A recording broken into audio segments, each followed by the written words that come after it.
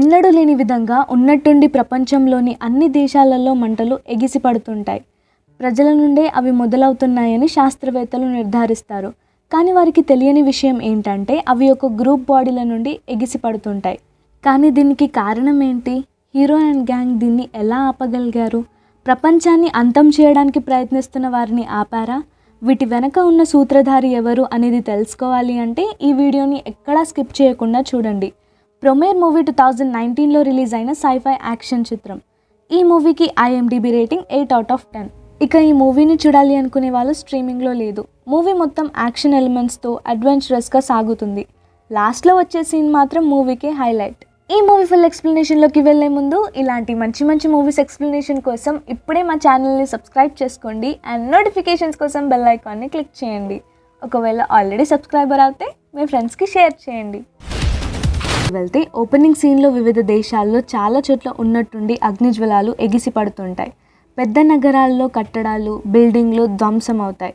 ప్రపంచం అంతమయ్యే సమయం దగ్గర పడుతుంది. రీసెర్చ్లని బట్టి చూస్తే అవి మనుషుల్లోని కొందరి గ్రూప్ నుండి ఫైర్ అనేది స్ప్రెడ్ అవుతుందని తెలుస్తుంది. ఆ గ్రూప్ పేరే బర్నిష్. వాళ్ళు అసలు ఈ పని ఎందుకు చేస్తున్నారో ఎవరికి అర్థం కాదు. గవర్నమెంట్ చాలా బలమైన టాస్క్ ఫోర్సెస్ని, ఫైర్ ఇంజిన్స్ని రంగంలోకి దింపి ఆ బర్నిష్లని కట్టడి చేస్తారు. అప్పటికే సగం ప్రపంచం నాశనమై ఉంటుంది. కట్ చేస్తే సరిగ్గా 30 ఏళ్ల తర్వాత ప్రామిపోలిస్ అనే సిటీలో ఒక పెద్ద బిల్డింగ్లో ఫైర్ యాక్సిడెంట్ అవుతుంది. అందులో ఇరుక్కున్న ప్రజల్ని కాపాడడానికి ఒక ఫేమస్ ఫైర్ ఫైటింగ్ గ్రూప్ స్పాట్కి చేరుకుంటారు. వీళ్ళే ఈ మూవీలోని మెయిన్ రోల్స్. అందులో వన్ ఆఫ్ ద ఫైటర్సే గ్యాలో, మన మూవీకి హీరో. ఏ డేంజర్నైనా భయపడకుండా ఎదుర్కొని పోరాడతాడు. ఇక వాళ్ళ గ్రూప్కి లీడర్ ఇగ్నిస్. గ్రూప్లో ఒక్కొక్కరికి ఒక్కో టాలెంట్ ఉంటుంది. లైక్ ప్రమాదం ఏ ప్లేస్లో చోటు చేసుకుందో కనిపెట్టడం ఒకరి పని, అక్కడికి ట్రాన్స్పోర్టేషన్ ఇంకొకరి పని. ఇలా వాళ్ళ రోల్స్ ప్లే చేస్తారు. మొత్తానికి గ్రూప్ డేంజర్లో ఉన్న ప్రజల్ని రెస్క్యూ చేస్తారు. కానీ ఇది న్యాచురల్ ఫైర్ యాక్సిడెంట్ కాదని 30 ఏళ్ల కింద అంతమైన బర్నిష్ గ్యాంగ్ వల్లే అని తెలుస్తుంది. ఆ బర్నిష్ టెర్రరిస్టులు తిరిగొస్తారు. ఎప్పటి నుండో ఒక మంచి పని చేసి గవర్నర్ దగ్గర మంచి పేరు సంపాదించాలని చూస్తున్న హీరోకి ఇదొక మంచి అవకాశం.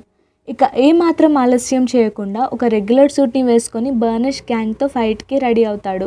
కానీ అసలు చిక్కేంటంటే బర్నిష్లో రిలీజ్ చేసే ఫ్లేమ్స్ చాలా పవర్ఫుల్ అయినవి. కానీ దానికి రెగ్యులర్ సూట్ సరిపోదు. లియోని అతని గ్యాంగ్ని కట్టడి చేసి అరెస్ట్ చేస్తాడు.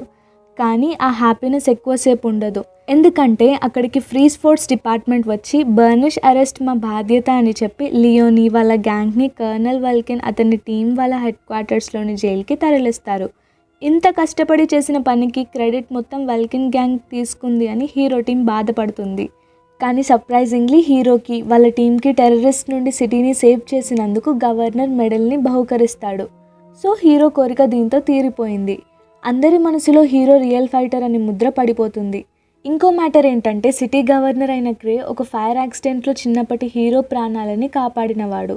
ఆ యాక్సిడెంట్లోనే తన చేతిని పోగొట్టుకుంటాడు. ఇప్పుడు ప్లాస్టిక్ హ్యాండ్ని పెట్టుకొని ఉన్నాడు అనుకోండి, అది వేరే విషయం. కానీ హీరోకి క్రే అంటే చాలా రెస్పెక్ట్, ఇన్స్పిరేషన్, ఒక దేవుడిలాగా కొలుస్తాడు. క్రేకి కూడా హీరో అంటే చాలా ఇష్టం. ఫ్రోజన్ లేక్లోని జైల్లో ఉన్న బర్నిష్ గ్యాంగ్కి కొందరు ప్రిజనర్స్తో మాటలు జరుగుతాయి. వాళ్ళు కూడా మంటల్ని రిలీజ్ చేసే బర్నిష్ గ్యాంగ్కి చెందినవారు. అసలు వీళ్ళెందుకు ప్రపంచాన్ని అంతం చేయాలి అనుకుంటున్నారనేది సస్పెన్స్. ఎంత ట్రై చేసినా లియో అక్కడి నుండి ఎస్కేప్ అవ్వలేకపోతాడు.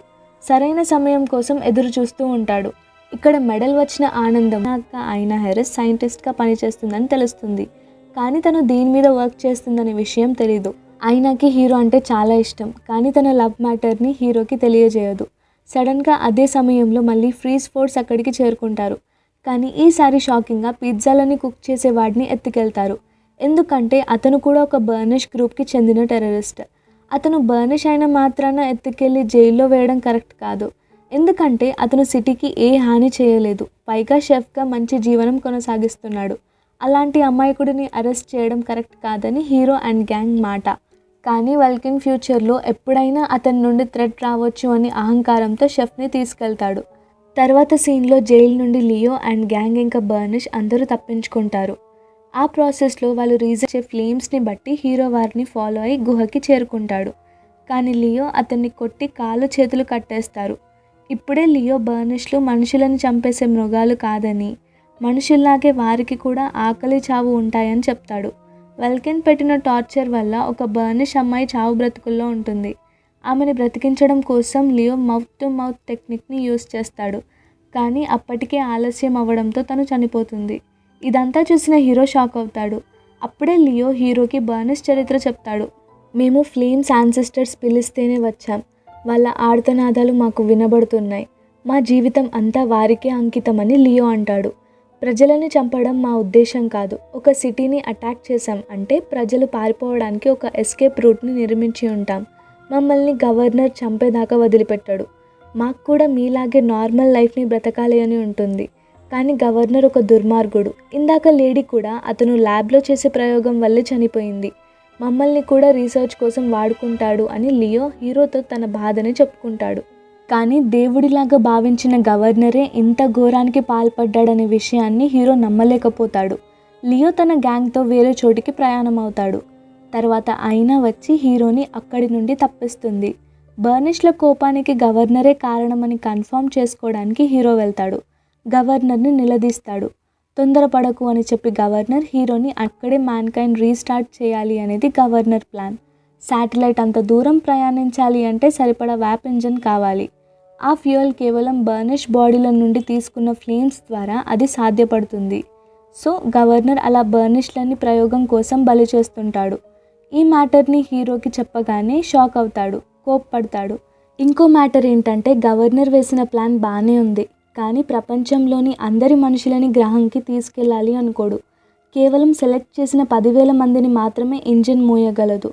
సో ఎటు చూసినా అతను ఇన్నసెంట్ పీపుల్కి అన్యాయాన్ని చేస్తున్నాడు. హీరోయిన్ మెషిన్ ల్యాబ్ ఒకటి బయటపడుతుంది. సడన్గా ఒక ఆత్మ బయటికి వచ్చి ల్యాబ్లోకి తీసుకెళ్తుంది.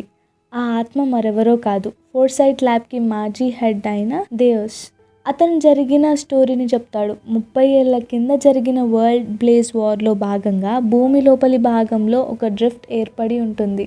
అందులో బర్నిష్ లాగే ఉండే ప్రొమేర్ జాతి వాళ్ళు నివసిస్తున్నారు. సింపుల్గా చెప్పాలి అంటే నిప్పులు కక్కే ఏలియన్స్ అండర్ గ్రౌండ్లో ఉంటున్నారు. వాళ్ళు బర్నిష్లతో కమ్యూనికేట్ చేయగలరు.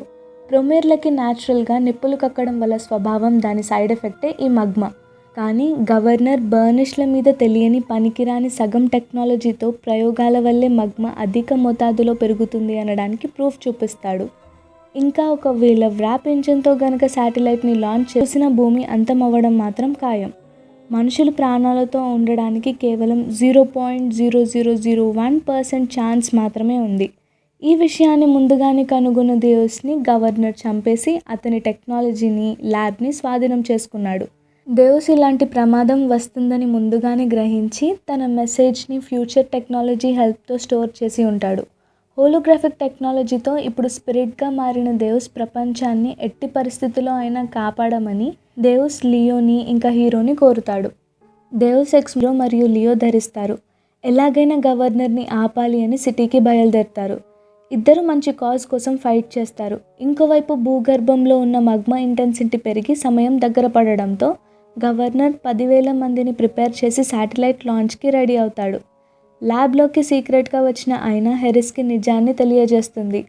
దేవస్ని చంపింది గవర్నర్ అని తెలిసిన హెరిస్ ఇంజిన్ని టర్న్ ఆఫ్ చేస్తుంది. బర్నిష్ జాతికి చెందినవాడు. ఆగిపోయిన ఇంజిన్ని రీస్టార్ట్ చేయడానికి చాలా ఫ్యూయల్ కావాలి. అంటే ఇప్పుడు ఉన్న సాధారణ బర్నిష్ ఫ్లేమ్స్ కంటే గొప్ప ఫ్యూయల్ కావాలి. దానికోసం బర్నిష్ జాతికి లీడర్ అయిన లియోని గవర్నర్ యూజ్ చేసుకుందాం అనుకుంటాడు. కానీ అలా చేస్తే లియో ప్రాణాలకే ప్రమాదం. ఓవర్ పవర్తో గవర్నర్ లియో బాడీని యూజ్ చేసి వ్రాప్ ఇంజన్ని రీస్టార్ట్ చేయగలుగుతాడు. ఇంకోవైపు హీరో ఫ్రెండ్స్ కలిసి ఫ్రీజ్ ఫోర్స్ని భరతం పడతారు. అన్కాన్షియస్ అయిన లియోని మౌత్ టు మౌత్ టెక్నిక్ ద్వారా హీరో అతన్ని సేవ్ చేస్తాడు. కానీ ఈసారి హీరోకి చాలా కోపం వస్తుంది. ఆవేశంలో ఊగిపోతాడు. గవర్నర్తో ఫైట్ చేస్తాడు. లియో హీరోలు కలిసి డ్రైవ్ని కంబైన్ చేస్తారు. అందరి బర్నిష్ల ఫ్లేమ్స్తో భూమిని నిప్పులతో నింపేస్తారు. ఇలా చేయడం వల్ల సగం మండుతున్న ప్రొమేర్ జాతికి కంప్లీట్ కంబషన్ జరిగి అంతరించిపోతారు. గవర్నర్ మంచివాడిగా మారుతాడు. లియో ఇంకా ద గ్రేట్ ఫైర్ ఫైటర్ అయిన మన హీరో ఇద్దరు కలిసి సిటీని క్లీన్ చేయడం మొదలు పెడతారు. వీళ్ళకి ఫైర్ ఫైటర్స్ హెల్ప్ చేస్తారు. ఇక్కడే మూవీ ఎండ్ అవుతుంది. మొదట్లో మూవీ కొంచెం స్లోగా అనిపించింది. రెగ్యులర్ డ్రామానే కానీ మూవీలోని ఒక్కో క్యారెక్టర్ ఒక్కో స్పెషాలిటీ ఉంటుంది. లాస్ట్లో డేవ్స్ ఎంట్రీ వాజ్ అన్ఎక్స్పెక్టెడ్. ఈ వీడియో మీకు నచ్చినట్లయితే లైక్ చేయండి, షేర్ చేయండి, ఛానల్ని సబ్స్క్రైబ్ చేసుకుని వారు సబ్స్క్రైబ్ చేసుకోండి అండ్ నోటిఫికేషన్స్ కోసం బెల్ ఐకాన్ని క్లిక్ చేయండి.